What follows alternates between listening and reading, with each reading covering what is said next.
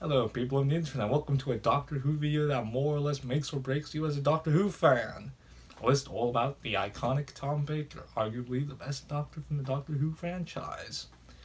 And oh boy, I'm gonna have to hide in a nuclear bunker after this video, aren't I? Here at the number 10 spot is actually a story that I actually didn't have the best relationship with. I first saw this back when I was getting into Doctor Who, and I didn't really think much of it, and when I saw it years later, when I got the season 18 box set, I didn't think much of it again, but I saw it appear on so many people's lists, I thought, better give it a reevaluation. And actually, I decided I really like it. State of Decay by Terrance Dicks. Now this is a really good gothic story. It's based on vampires, and you can really sort of sense that this was originally a season 15 story under Robert Holmes. It's really good. It's not my favorite story ever of all time, but it just barely makes it onto the list. I think the reason I don't like it that much is because it's so obviously a season 18 Tom Baker story. He's very dull-mooded and just sort of barely putting in much of a performance. You can also tell at some scenes that he's visibly ill. The way this story is shot as well by Peter Moffat is not my favorite. He's too many long shots and too far away. I keep thinking, camera 2, where's camera 2? And in the end, maybe it is camera 2, and he just never switched to camera 1, and it's really annoying.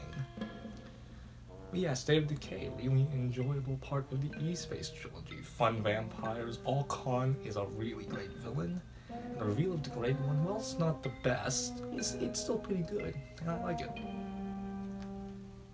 Oh boy, I hated putting this in number 9, but I kept thinking about it and I thought, okay. Maybe I don't like this story that much. Ark in Space. Now this is a great story by Philip Hinchcliffe. First one, well, not by Philip Hinchcliffe, by Robert Holmes. First one produced by Philip Hinchcliffe. This is a great optimistic story.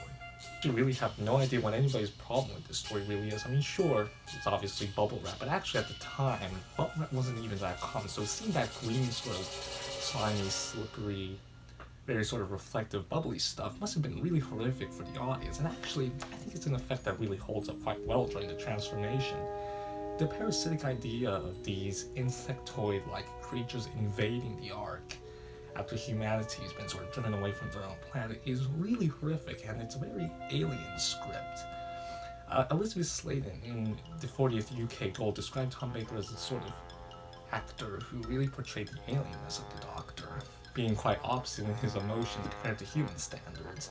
And in this story, I feel like later on, he became a little bit more human, like he was more obviously more angry when he was supposed to be angry, and more happy when he's supposed to be happy. But in this story, he comes across as really alien. He's got this sort of boggle-eyed amusement with his wide eyes in certain scenes that you're not really sure what he's thinking. Doc, what are you thinking here, man? Like, I can't read him in this story, and I really enjoy that. Bad special effects or not, I think if you're going to condemn this story, you might as well condemn Day of the Daleks, because futuristic city and you're showing me an old concrete skyscraper. That doesn't work for me. Number 8, I really struggled to figure out a story from this writer to put on this list, and eventually I just came to the conclusion because this one's so underrated. Image of the Fendahl by Chris Boucher. Now this is a really good story. I was surprised how much I like it. Now, it's not the most sensible script. You're not really sure what the Fendahl's doing, or what its motivations are, but the way this story sets up the idea of this powerful creature that the Time Lords have supposedly gotten rid of from its planet really evokes the sense of terror that the Doctor and Leela have for it. Especially the Doctor, he's really determined to get rid of this thing. And I think it's really well made. It's a surprisingly violent film coming from the Graham Williams era, you know. Script editor Robert Holmes, after he agreed to stay on for the Williams era, only did the first 2 stories of the season and then wrote the Sunmakers. He handed this off to Anthony Reed, and it's still just as, gothic horror based as the Hinchcliffe Holmes stuff. It's really well made. Again, it's surprisingly violent. There's blood in this story. I mean, if you think Attack of the Cybermen is bad, this story is on a whole other level.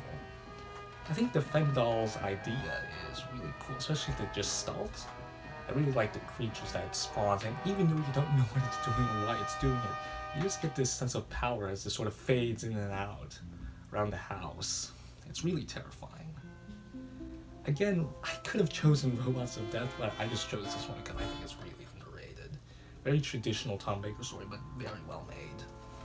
Another thing that I think that's great about Image of the Fendal is that it really showcases Chris Boucher's abilities, and you understand why when Robert Holmes left Doctor Who's position as script editor, he was offered the same position on Blake 7, but he didn't want to do it again, so instead he offered up Chris Boucher.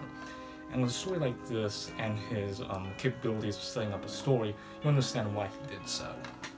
Number 7 is a story that more or less sometimes it's a very lukewarm reception, I think, by the Doctor Who fandom. And that's The Brain of Morbius by Robin Bland, otherwise known as originally written by Terrance Dicks, rewritten by Robert Holmes. I don't get the criticism that this story sometimes gets.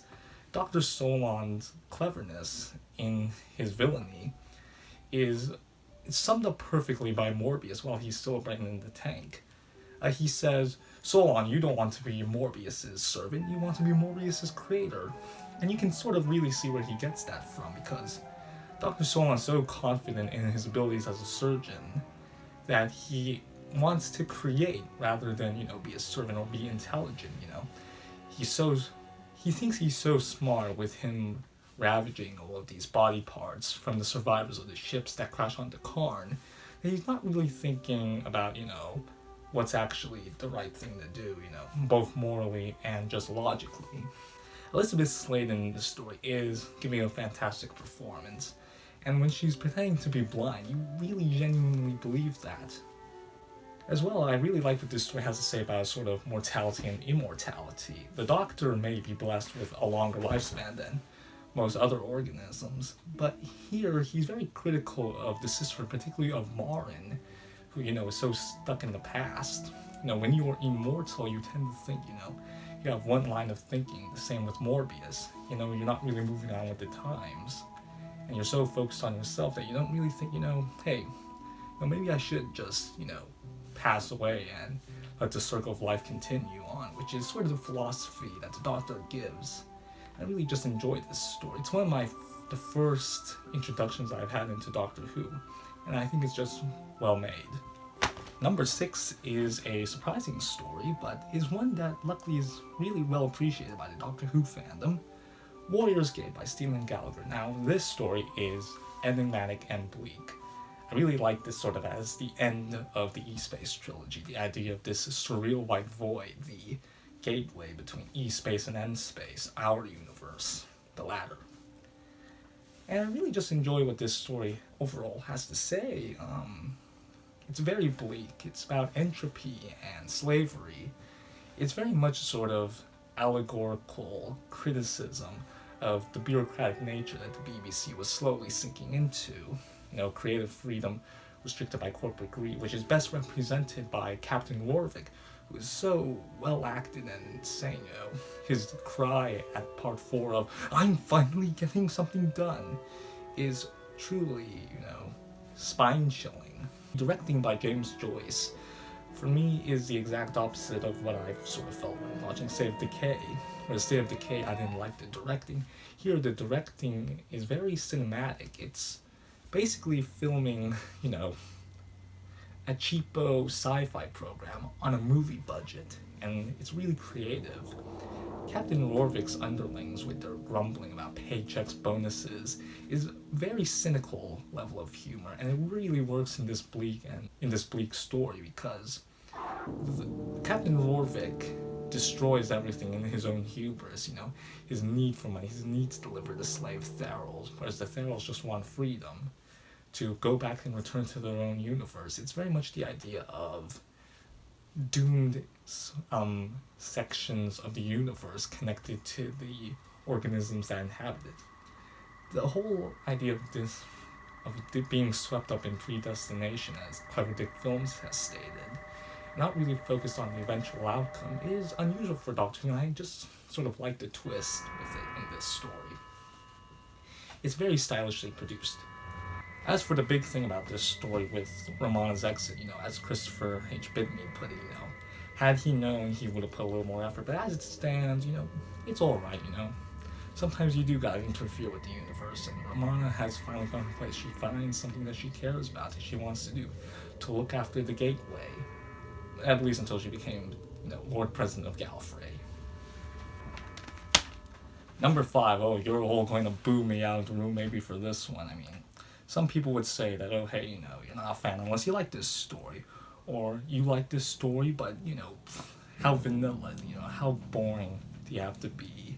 How basic do you have to be to like this story? But I'm sorry, but Genesis of the Daleks, it's fantastic. Terry Nation really delivers a fantastic tale about philosophy. And since I'm taking a philosophy course at the moment, obviously now it has to be fully online because of coronavirus, but as someone who's taking philosophy, I really appreciate what this story has to say about sort of evil, about good, and what's right. I mean, there's nothing new that you can say about this story, but the ideas of sort of, what it takes for society to fall apart when in pursuit of science or in pursuit of power, it's really great. I mean, do I have the right?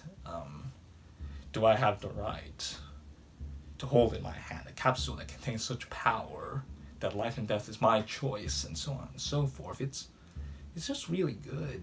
I mean, again, I know that everybody doesn't like this story, but at this point, it might as well be overrated to call this story overrated, because you either like it or you don't. And I think personally that it's fantastic. I think it really sort of showcases what happens with rhetoric that thinks that alien invaders should be, exterminated or gotten rid of to be hateful of others.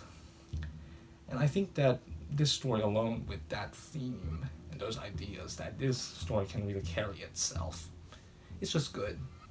It's great. It's fantastic. I mean, sure, yes, it appears on everybody's list, but again, it's for a good reason. Do I have the right to put this story on this list? I mean, Davros himself works fantastically in this story. I mean, later on he would overshadow the Daleks, but here you can really sort of, through Davros, understand what the Daleks became and why they are the way they are. He programmed them to be without moral code, to sort of try and beat the implacable foes of the universe, that in the end it bites him, and had he never appeared again, I think this would have been a perfect way for him to go out. At least that's just my opinion. I mean, I don't mind him in things like Revelation of the Daleks, Remembrance of the Daleks, but it would have been nice if he had just been confined maybe to one story. Number 4, here's a bit of an underrated story in my opinion, from a writer whose story is usually number 1 for a lot of people, or at least in the top 5. This is Tom Baker's most iconic new alien race, Terror of the Zygons. Now this is fantastic. This features truly alien aliens that are sort of working off of the success of building on the actor's face in, say, the Draconians or the Sontarans. And here with the Zygons, as Stephen Moffat put it, you've got baby sucker aliens. They're just great. The humor in this story really works. The unit personnel are well handled, and the Zygons are pretty almost infallible in this story with their organic crystallography. Their Scarcin may not be the best effect ever. I mean, it's clearly, stop motion compared to live action. But honestly, I think the blue screen effect isn't as bad as per se, It's just as good and just as bad as, say, the Drashigs from Carnival of Monsters. And I know that may be hearsay, but here I think it just really works. Not the greatest, but, not the worst. When it comes to Robert Banks' story, I had to really decide, Seeds of Doom or Terror of the Zygons. But since the Zygons are the most iconic alien from Tom Baker's era, as well as considerably the second best designed alien next to the Daleks, I just decided, Terror of the Zygons needs a little bit more love. It appears on top 10 lists, but it's usually in the lower half.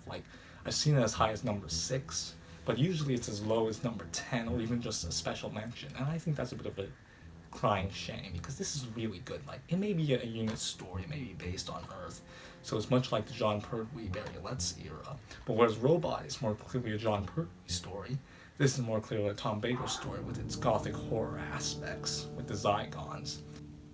It's just overall just really fun to watch. Number 3, now I really struggled what to do, because I wanted to include a second Graham Williams story on this. Now, this is from a writer whose stories, with the exception of one, I like all of his stories, with just the exception of one. David Fisher's The Androids of Tara. Now, I actually, strangely enough, like Creature from the Pit, and I was really tempted to choose the Stones of Blood because I really like the Hammer horror in this. But I chose this one because, Hinchcliffe already does all types of horror really well, and Graham Williams and John Nathan Turner both did excellent attempts in their eras, but I think humor really works more in Graham Williams' era. And here, this one's just fun. It's very camp. The Graf Vindicate is a hilarious character. At the same time, his threat is well realized, even if he's not exactly the greatest villain ever, but he's still nevertheless memorable. It's a strong cast of guest characters with strong actors behind them, with strong directing by Michael Hayes. And I think overall it's just a fun watch. I really like how it stands out in the Key to Time season. The Key to Time season is usually about the adventure that turns out to be the hidden piece to the Key to Time, whereas in this story, they find the piece, but then they have trouble getting it back as they get enmeshed in Tauran politics. And I think it's just overall very fun. It's very camp. It's very green. You know, it's obviously a medieval Earth setting, but with androids for the sci-fi aspect. But I think, as overall of ripping off a book does, it's very good. And I think personally that is the best of the Graham Williams era. Shoot me if you disagree, but I'll accept that. Number 2, here's a story you all were expecting on this list, and you just know that it's going to be on this list. The Deadly Assassin. Now, luckily, there's not a lot to criticize about this story, at least not a lot to criticize that needs to be rebutted against anymore, you know. The Time Lords, I think, are really well portrayed in the story. This is what many would argue is the first and only ever time that the Time Lords are truly done justice in a full story. You know, I understand from glimpses in the John Pertwee era that maybe the Time Lords were set up to be a little bit more than they are, but the defining line that somebody used to describe why this story is brilliant when this story was reappraised is every civilization has a rise and a fall, and the Time Lords here are at their fall, and you can sort of understand that. You know, they're supposed to be powerful beings that are observers, but they've become so complacent in their own powers that they start to just admire each other and delve into politics, and you know, they eventually just stopped caring. And I think that's how the Doctor and the Master work in this story, because the Doctor and Master are both renegades. They've traveled across the universe, so they have understandings of concepts of technology and ideas that far surpass the Time Lords, who are just, you know, sitting about and just enjoying themselves as opposed to actually learning things about the universe and its wider ideas as opposed to just being on Gallifrey. Story, it's very different to any Tom Baker story being the only one without a companion, and they made it as different as they possibly could. The Matrix is marvelously alien, and the cliffhangers are so unmarked and genuinely scary in this surreal area. I believe Robert Holmes wrote Autron energy, which is the energy of the Time Lord's brain, to be able to manipulate the Matrix, and the ideas of Goth getting all of his powers from the Master, all of his knowledge, which he wanted, to eventually create this sort of dystopian universe that the Doctor has to fight in, is really just a great idea. The only issue, and this is sort of the same thing I would say about Genesis of the Daleks, is that this story introduces something that then just gets ruined by the rest of the classic era as it sort of latches onto these ideas. With Genesis of the Daleks, it introduced Davros, who would then plague the rest of the Dalek stories in the classic era, lowering their power and influence, whereas here, it introduces the Time Lords as well incompetent bureaucrats, and they sort of just remain that way, unfortunately. The only other time I think they were done good is maybe the Five Doctors, definitely the Five Doctors, and to some extent maybe Trial of a Time Lord. But then that's just my opinion. But yeah, fantastic story. Peter Pratt as the Master, I mean, he may not have the voice that Jeffrey Beavers does. I think in Keeper of Traken, Jeffrey Beavers sounded a little too young, whereas as he got older, he definitely fit the voice more. But here, I just really love the visual look of the mask. It's fantastic. It's so horrific, and just, you can really tell that the Master is so desperate in this story. It's just a fantastic story. Before we get on to number 1, here are a few honorable mentions. Obviously, Pyramids of Mars, greatest Tom Baker story ever. Sutekh the Destroyer. Stones of Blood as well, fantastic. The Rebus Operation the Pirate Planet. Really, except for Armageddon Factor and Power of Kroll, I like all of the Key to Time, as well as Full Circle, which I was really tempted to put on this list, but I really wanted to give Terrance Dicks some credit for his work in the Tom Baker era. And I just think State of Decay is just a teensy bit better than Full Circle, which seems a little more obviously like fan wink than anything else. Also, as well, shouts to obviously the Seas of Doom, greatest, Robert Banks story ever, next to Terror of the Zygons, as well as to Robots of Death, and yeah, those are mine. Yeah, I think those are all the honorable mentions I think I wanted to make. But yeah, on to number 1 now. Oh, and one more honorable mention. I forgot to mention this one. The Creature from the Pit. I think I enjoyed that story, I think, a lot more than other people do.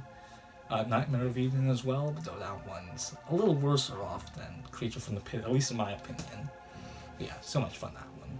This story's a little controversial, but I don't think I really care. The Talons of Wing Chun by Robert Holmes. Now this is the Philip Hinchcliffe swan song, and he goes out fighting, and this story is just great. I mean, sure, it's a little controversial now, and fair enough, but actually, apparently, in real life in Victoria, in London, in Britain, around the time in which this story was set, actually, there was a Caucasian man going around in a Chinese guise doing magic shows, and apparently at the time the British people were really biased against the Chinese, and so attacked him. So I think that's in part what inspired this story, maybe, but that was done in a separate research by someone who features in a documentary in the special features on this DVD. I'm here the special edition, so I think it features a few more than the standard one. But nevertheless, this is just a fantastic story. Jago and Lightfoot are Robert Holmes' best double act, but that's a pretty tough sell considering the likes of Garen and Unstoff from the Rebus operation. But this story is just great. The borrowed idea from the cancelled Foe from the Future with the masked figure of Magnus Squeal posing as Wang Chiang is both fun and mysterious and set up. I overall just enjoyed the production quality of this story. Russell T Davies described episode 1 of this story as having some of the best dialogue that rivals some of the top names in television.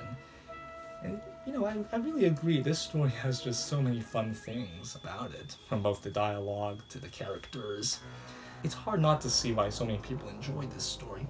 I mean, sure, it's a little controversial nowadays, but it's still nevertheless so much fun to watch and so charming, camp, yet believable. And so, it's just... yeah, this one's just great. At least in my opinion. So yeah, that is my top 10 Tom Baker stories. I will now be going into my nuclear bunker to hide away from the comment section, but I will still look at them. And bye for now.